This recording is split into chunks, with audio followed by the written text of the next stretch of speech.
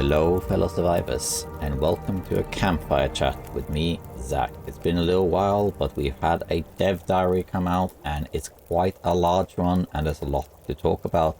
So I'm here to break it down to you, to give you the gist of what's going on, the future of the Long Dark, and some reflection about what this post is about. The developer diary itself, written by Raphs, the director of Hinterland, is fairly lengthy, but there's not actually that many topics in it. It's just a few small ones, but there's a lot to say about those things. The biggest part of it, by far, is to do with episode 5. That's what we're going to talk about mainly, but there's also some information about survival mode, as well as the future of the Long Dark in general, and some other bits here and there. And there's a few nuggets hidden in the text here and there as well that I think is worth pointing out. Now, with all that being said, let's just hop into it and start with the most important thing, which is episode 5 of Wintermute. Now, the episode, as we know from a little while back, is called The Light at the End of All Things. And we've been waiting a while for this. It has been delayed multiple times. At some point, I think it was scheduled to come out in 2022. Then it was in 2024, and then it was late 2024. And in the last dev diary last year, I think it was implied it was going to be early 2025. But in this dev diary where they talk extensively about it, I'm going to say quite a lot more about it, but the actual release date is the end of this year, the late 2025. And, you know, considering the history of this delay, it could be even later, but fingers crossed it will stay to 2025, end of the year. Exactly when, we don't know. I'm going to guess it's going to be something like early December. Hinterland has a tendency to release big content patches in like early December and then take a few weeks to patch things out before Christmas. So it's possible that's what's going to happen. Now, what is there to say about the next episode? Well, there is actually quite a few things to cover. So the episode itself is massive. It's very large. It's containing a bunch of things that are new. So there's new regions, there's new areas, new mechanics. So there's quite a few things for the team to make. It is by far the biggest episode of the entire game, and Raph has tweeted as much in the past as well. The script for it is quite large compared to any of the other episodes, which is why it's taking so long to make. And the actual region and everything as well is also quite large. The actual cinematic part of it is, as Raph says, 2 or 3 times as large as episode 4. And the actual playtime, or the world you're going to be playing in, is also about 4 times as big as episode 4. Now, episode 4 was actually only set in one region. It was set in Blackrock. Blackrock is a decent sized region, but it was only one region nevertheless. And all of the episodes actually are in one region, except for episode 2, which is in 3 regions. So it's hard to say exactly how big we're talking here, but probably it's the equivalent to like the scale of 3 large regions or something like that. And he has said that the episode also is a bit more linear and narratively structured as a result of having the need to wrap up so many different things. There are a lot of different locations to go through. There's a lot of things to introduce. There's places to see. There's characters to meet, and there's characters to reintroduce as well. So it's just a lot to go through, and as a result, the episode is very large.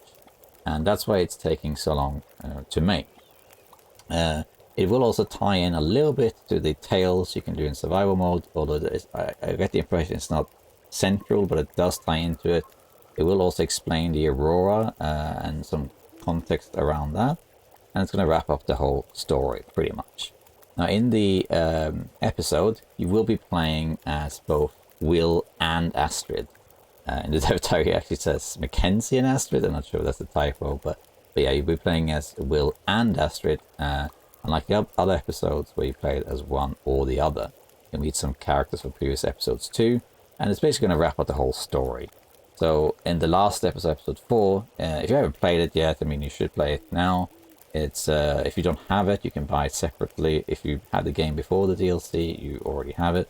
And the episode 4 still left a lot to be desired. There's still a lot to wrap up. Astrid, her story kind of concluded, but still we don't really know what happened after. So we have to see We don't really know. We just know that it involves Perseverance Mills, because that's where Astrid is always headed. We know it involves the, I think it's called the Suzuki Tower with Dr. Atkins, because that's where Will is headed. So I assume it's both of those regions, plus something in between. There's a lot of characters to wrap up as well. So this is a very, very large episode. A lot of things to include.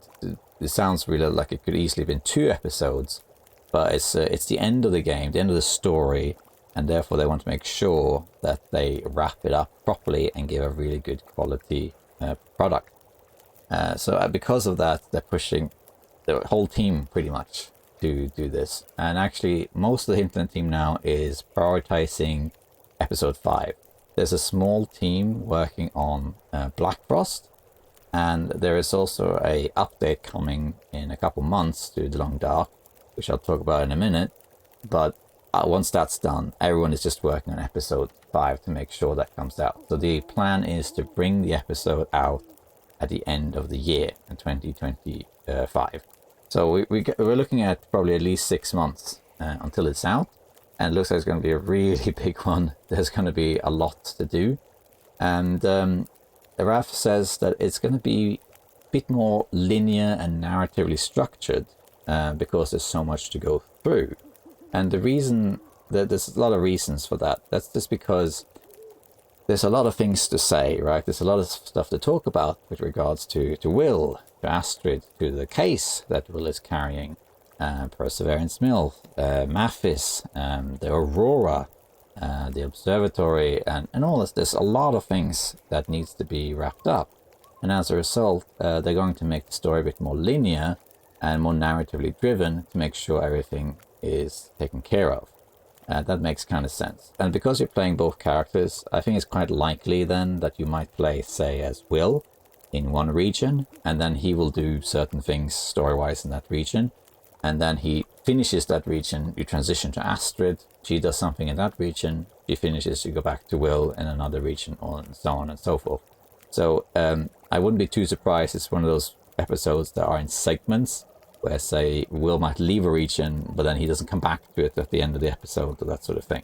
It's probably a bit less open-worldly than the other episodes, a little bit less fetch questy and that sort of thing.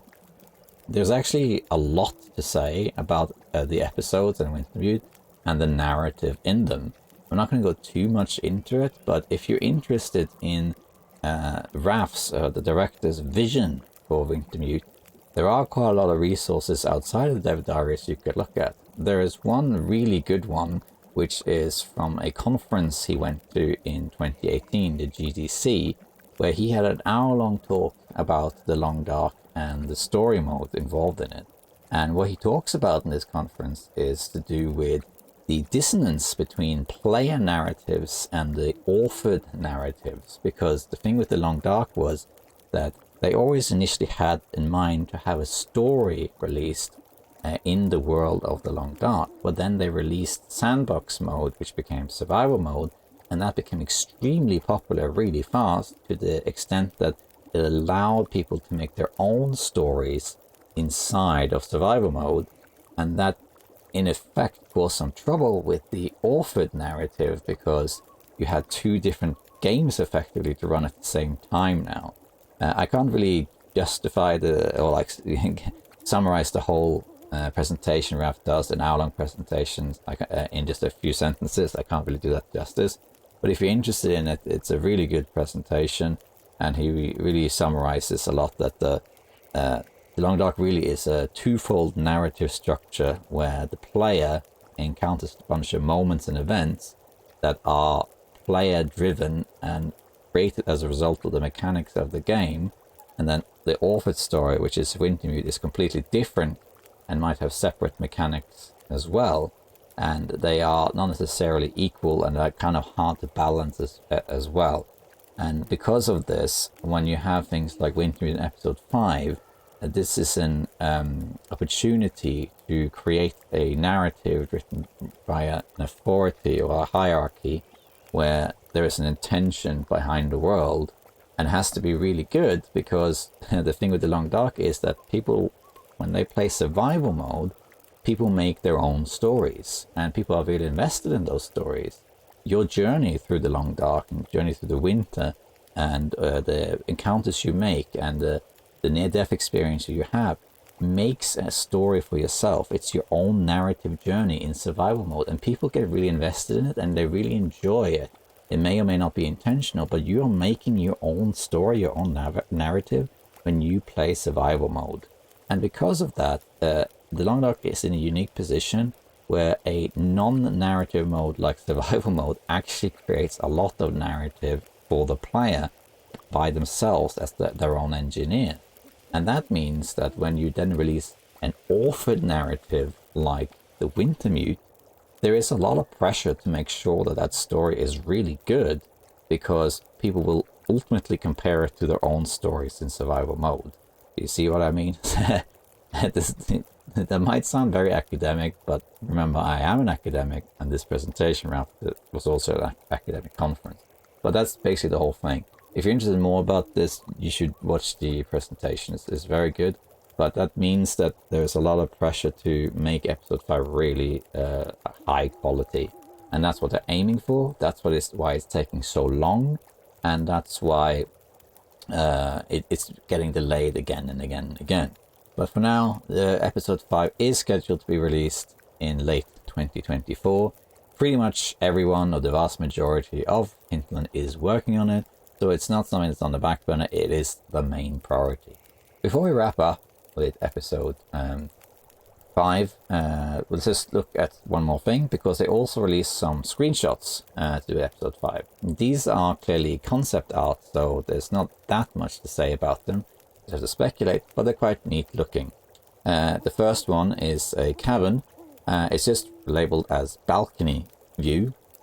It looks to be some sort of maybe like a tavern or a resort or cabin, of some sort. We're not really sure. Where there's a fireplace and some art, and there's I think there's a toilet and a dartboard. Yeah, it's just clearly an interior in the story mode, of course. I'm not going to overanalyze it too much, especially because it's concept art. Then there's another image which is in what looks like almost like a pub. It might be the same place, actually. It might be the same cabin or interior, we don't really know. But it's called Cooper's Blind, and you can see it's got a kitchen, and it's got like a bar and a bunch of advertisements and stuff. There's another interior in the game. And again, not really much to say about it without really knowing any context about it. This one's just called Bar Counter View. So because this one's called Counter View and the other one's called Balcony View, it maybe suggests it's the same place, just seen from different angles. And then there's one more, which is the Lighthouse. So this is probably one of the destinations in the game. There's a coastal region, so this probably will be concerning Astrid, because she's already in a coastal region in episode 4, while Will is quite far from the coast, I believe. So this is probably somewhere Astrid goes. And it's nice to have a proper lighthouse. The lighthouses are great. In the Long Dark, we only really have 2 lighthouses, and one is broken, and one is working, but it's not a very large lighthouse. So that's very cool. So that's pretty much it for episode 5. It is a work in progress. They are prioritizing it. They're working on it. It is coming, and it looks like it's going to be a good one. I'm quite excited to try it out.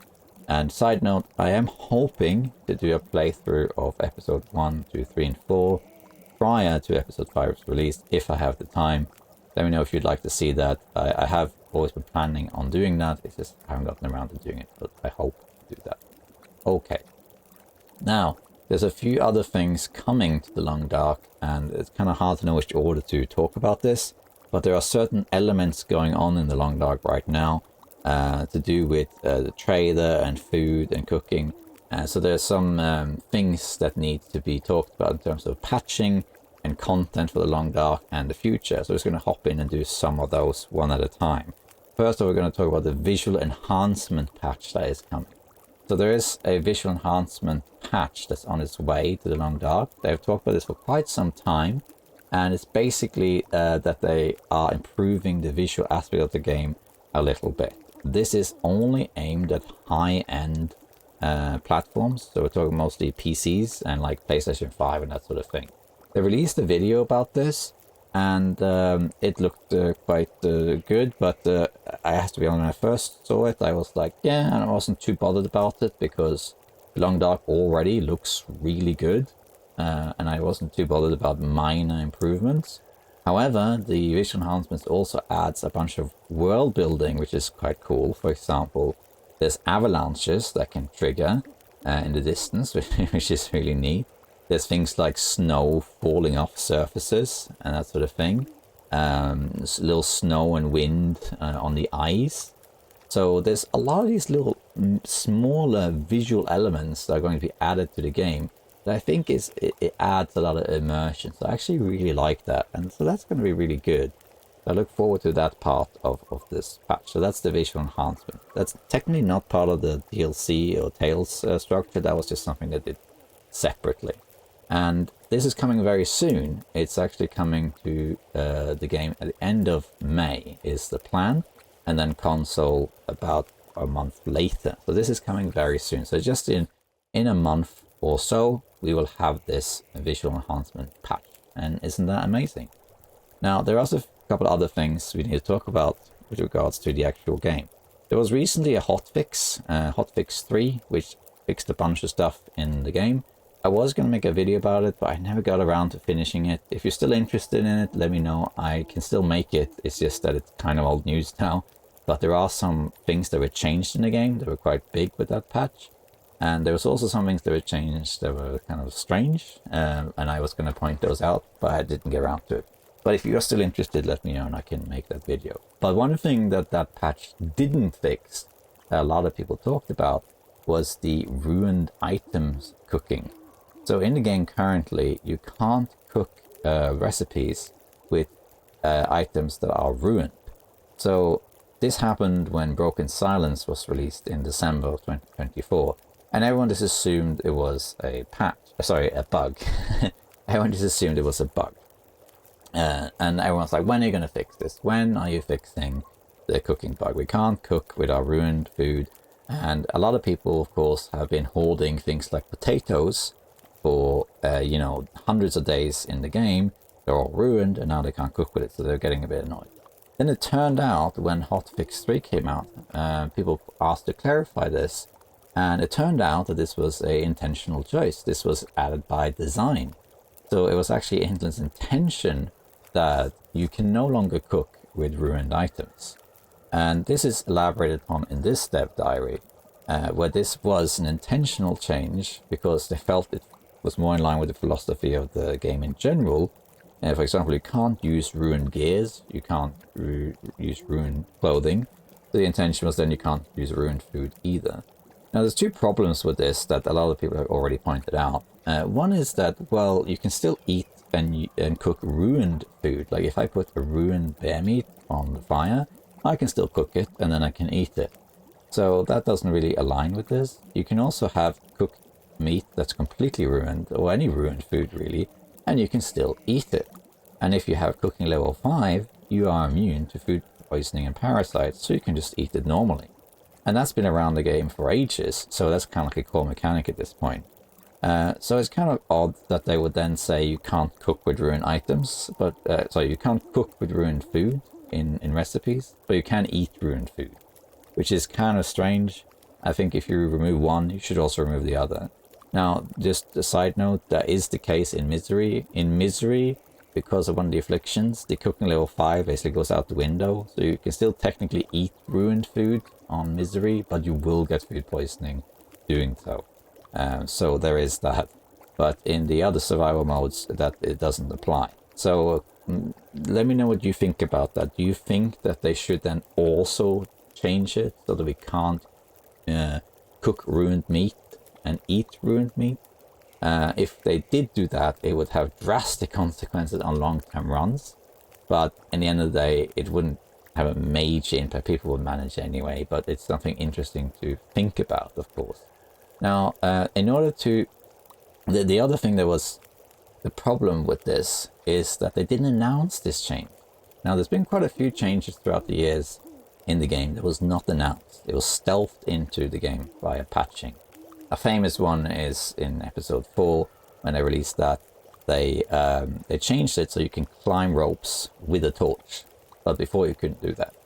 And they didn't say that anywhere in the patch notes. So suddenly people just noticed it. Like, oh, I guess you can do that now. And with this was the same thing. They never announced that they were going to change this. So people just assumed it was a bug. And then it turned out it wasn't. And that meant a lot of people were a bit unhappy because they felt like a lot of the resources are no longer useful. And they wish they had been told in advance. It's kind of like the bear coat in reverse. When part 1 of the DLC came out, it actually cost only one bear hide to make the bear coat if you want to craft it.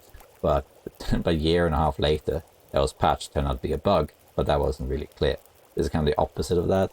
And people weren't really happy. So in order to kind of counter that, they have added some changes to the game. So what they're doing first is that they are tuning some of the condition decay rates for food, especially canned food and fresh meat. So basically things that are of that nature will decay slower so that there's a more longevity to them and they won't get ruined as fast. This will make them more useful, and also with salt added you can then make cured meat as well. So they're basically trying to make food last a bit longer in return of this. They're also going to be adding things to the trading system.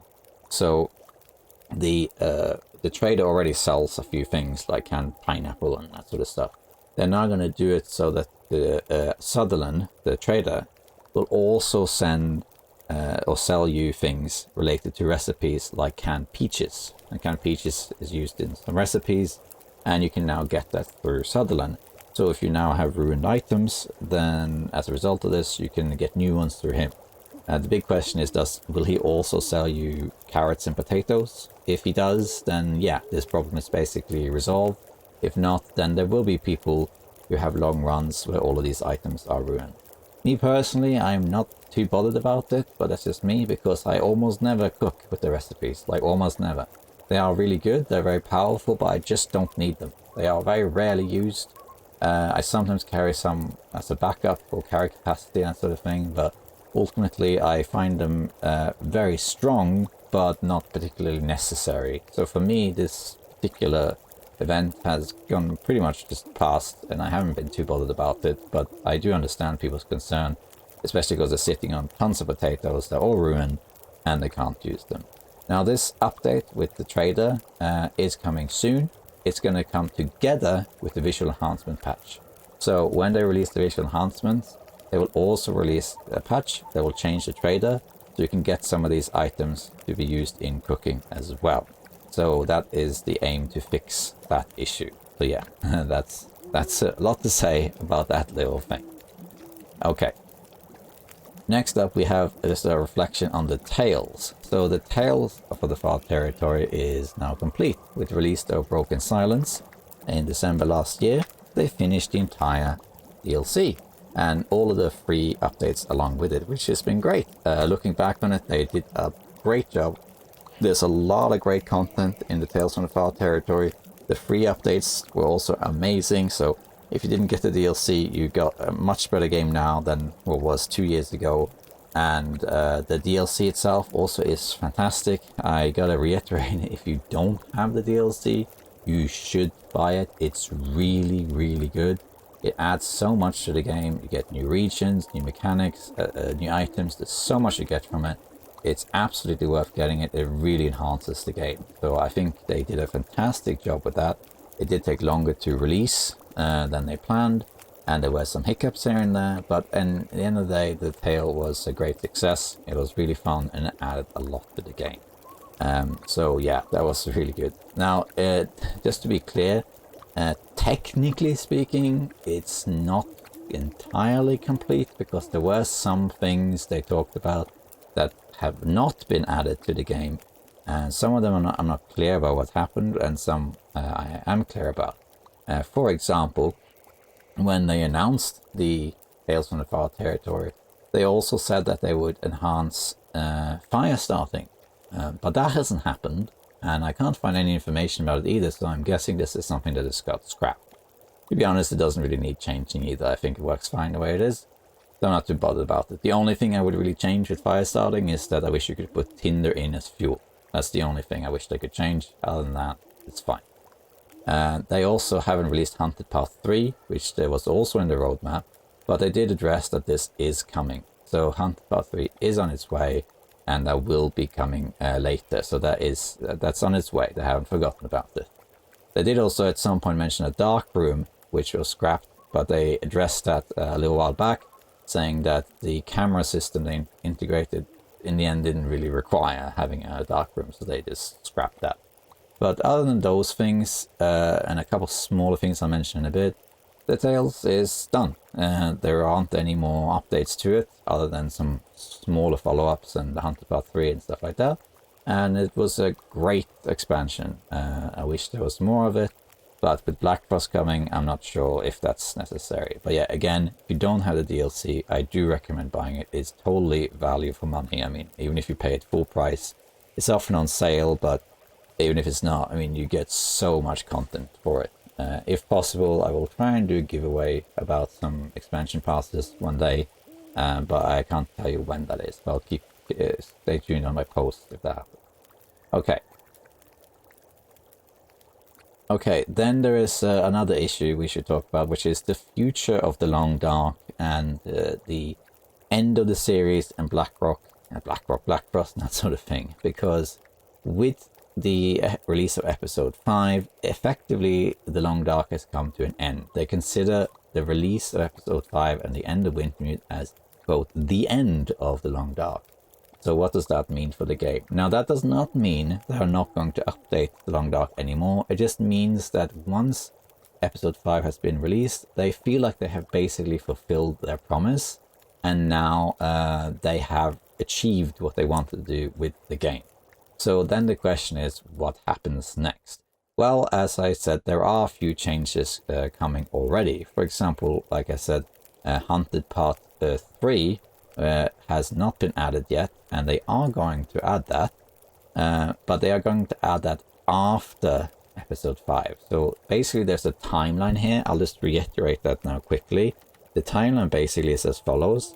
In May/June, we get the visual enhancement and a hotfix to do with cooking and probably some other things. So there'll be a small content patch in May/June. And then late 2025, we get episode 5.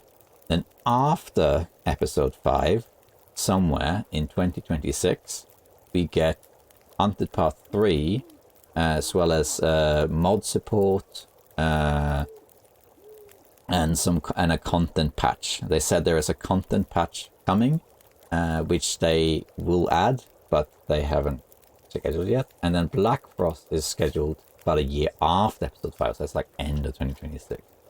So when episode 5 comes out, there are some things coming for the Long Dark, but they're more spread out, and it's a question of what should they do next. So there's a few things to talk about here. First of all, they still haven't, there's a few things coming to the Long Dark even after episode 5. So mod support is one of them. Mod support they talk about doing for a long time, and they have worked towards it, but they haven't wrapped up how to do it yet. And once they have done it, in my opinion, if you do complete mod support for the game, official mod support that is, probably the game automatically becomes more prosperous, because it just has more longevity naturally. You can get mods now anyway, but that is better. They also have said they're going to enhance custom settings, where they're going to have custom settings expanded so you can have more custom games and change more things in the game, which would be great. But both of these things will happen later. There is a quality of life update coming as well, where they're going to have new content for the trader, new stuff for the safe house, and then balance a bunch of stuff, fix bugs, and probably quite a few other smaller content patches. But they have decided they're going to do this patch after episode 5. So that means that, assuming episode 5 comes out late 2025, somewhere in 2026, say a year from now, there will be another content patch. A quality of life update, which will improve the game generally and add a few small things here and there. And then in addition to that, they also will try to add mod support and custom settings. That might not come with the same patch as the quality of life update, but maybe 2026. So basically in 2025 we have this visual enhancement patch and a minor update. We have episode 5 at the end of the year. 2026 there will be a quality of life update, as well as maybe mod support and enhanced custom settings. So as you can see, and also Hunted Path 3. So as you can see, over the next 2 years or so, there are still things coming to the Long Dark. They're basically wrapping things up. Everything they said they're going to work on is being wrapped up. That means effectively, let's say for sake of argument, that by the end of 2026, the Long Dark is fully patched and completely done. Let's say 2 years from now, let's say maybe. The question then is, what happens next? Well, this is where it gets tricky because we don't really know. And the director, Raph, has said that he plans on probably putting out a survey to ask people what they think about it. And in the end of the day, he doesn't really know. Do we want to see more stuff? Do we want more regions? Do we want more mechanics? Do we want more story? So they want to see what we think about this. And if the community wants more stuff, then they might add more stuff to the Long Dark and continue patching it. So that is perfectly possible. So keep an eye out for this survey if it comes, but that might determine whether they will keep adding things to the Long Dark after 2026, basically. Now, the big talking point in addition to this is, of course, Black Frost, aka Long Dark 2. So Black Frost was announced in the end of 2024, and we don't really know much about it. Raph is going to write more about Black Frost while they work on episode 5, so we probably will learn more about it this year. And it is coming in early access 2026, and based on what he's saying here in regards to timelines in episode 5, we're probably talking late 2026, a year and a half from now or so. Now keep in mind that Black Frost is early access, because they felt that worked really well with the Long Dark 1. And that means that, you know, Long Dark 1 took almost 3 years to go out of early access. And there are some games in Steam that have been in early access for like 10 years, you know. So it's quite likely that when Black Frost comes out in early access, it probably will be really popular right at the beginning. But because it is early access, it's quite likely that the two games will go hand in hand, and it's not going to supplant the Long Dark 1. And that's kind of the idea of the developers as well. So the question then is, how much will the Long Dark 1 be developed while Black Frost is in early access? And basically, they will both be continuously developed hand in hand, but the degree to which Long Dark 1 is developed while Black Frost is in early access depends a bit on the community and what we want. So keep in mind, don't be afraid to share your thoughts to the developers, what you think about Long Dark. If when it's fully patched and polished, should they add more stuff or should they just leave it, you know? That's a topic up for debate. But it looks like, realistically, you know, Wintermute concludes in 2025, and then 2026, maybe early 2027, the game will be kind of polished out and completely done.